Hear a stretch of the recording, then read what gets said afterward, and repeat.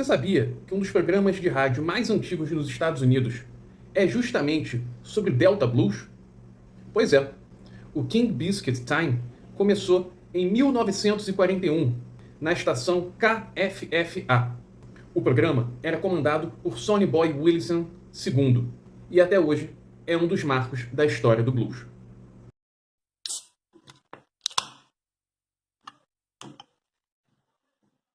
Para quem não me conhece, eu sou o Hugo Medeiros, eu sou o faz-tudo aqui do Boteco Rock, pesquisador musical, professor de geografia, e venho aqui humildemente pedir o like, a sua inscrição, um comentário, ou até, se o vídeo agradar, que você compartilhe o conteúdo deste canal, que não é monetizado, tampouco é o ganha-pão deste que vos fala. O Boteco Rock não almeja ser um canal de influenciador, apenas um canal, um espaço para pesquisas musicais. Tudo começou em 1941, na cidade de Helena, no estado do Arkansas, na região do Delta do Mississippi. A ideia partiu de um empresário do ramo de farinhas. Sim, de farinha. Um produto agrícola muito comum na região e a sua farinha chamava-se King Biscuit Flour. Portanto, o programa, chamado King Biscuit Time, já colocava implícito aí, o jabá, já colocava aí o produto em evidência. O formato do programa era bem simples. 15 minutos de programa, toda manhã, O Sonny Boy Williamson, ele recebia alguns músicos do Delta e, evidentemente, sempre fazendo menção ao King Biscuit Flour. Ou seja, publicidade e música ao vivo. Pouco tempo depois da estreia, Sonny Boy Williamson II.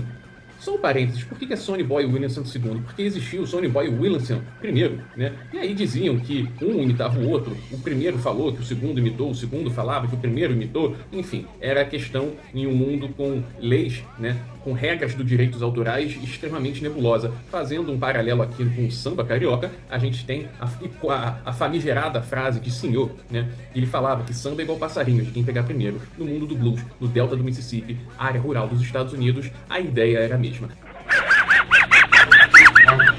Mas voltando aqui para o nosso programa, o King Biscuit Time, logo depois da estreia, o Sonny Boy Williamson II, ele começou também a apresentar o programa com um guitarrista, com um guitarrista, quando eu falo em guitarrista, é violão elétrico, violão acústico, evidentemente, o Robert Lockwood Jr., que teria sido o enteado de Robert Johnson, diga-se de passagem, Então a ideia era, eles tocavam blues, falavam um pouquinho e anunciavam o patrocinador. A ideia era como Eat More King Biscuit Flour, Ain't Nothing Like It, Ou como coma a farinha King Biscuits, não tem nada como isso, não tem nada como ela.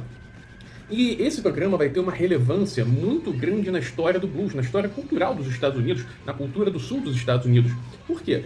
Numa época em que não tinha TV, evidentemente, não tinha internet, estamos falando de 1941, os discos eram muito caros, Aquela população negra, rural do sul dos Estados Unidos, eles escutavam música ou pelas jukebox, das juke joints, dos barzinhos, dos inferninhos, dos depósitos de álcool, ou pela rádio. Então, o King Biscuit Time, ele divulgava o blues do Delta, o blues acústico, para centenas de milhares de trabalhadores negros do sul dos Estados Unidos.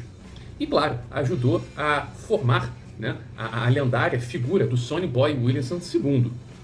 Esse programa acabou também influenciando, direto ou indiretamente, nomes como B.B. King, Muddy Waters, Howlin' Wolf e tantos outros músicos negros, bluesmen, do sul dos Estados Unidos, sobretudo da região do Delta do Mississippi. Muitos pesquisadores falam que o King Biscuit Time acabou servindo como uma universidade informal do blues para muitos músicos negros que não tinham acesso a discos e não tinham como pagar por aulas, só escutando o programa diário, eles iam desenvolvendo o blues de cada um. O programa, ele inclusive existe até hoje, também continua na KFFA Radio em Helena, quase que no mesmo formato, Ele vai todos os dias úteis da semana, por volta de 12h15, eu estou lendo aqui na minha colinha, e o formato continua, música ao vivo e a apresentação. Hoje em dia é conduzido por Thomas Jacks, enfim, ligado ao Delta Cultural Center. E dizem que é um dos programas mais antigos dos Estados Unidos. Eu evito fazer a afirmação de que é o mais antigo, porque depois que a gente passa pela pós-graduação na academia, a gente aprende a não fazer afirmações um tanto quanto polêmicas. Uma curiosidade, né, também, que houve um outro programa de rock, né, da década de 70 até 2000, o King Biscuit Hour, que era voltado ao rock, mas de nada tem a ver com o King Biscuit Time. Inclusive, tem diversas bandas de rock que gravaram discos ao vivo, né, no King Biscuit Hour, né? Não confundir com isso.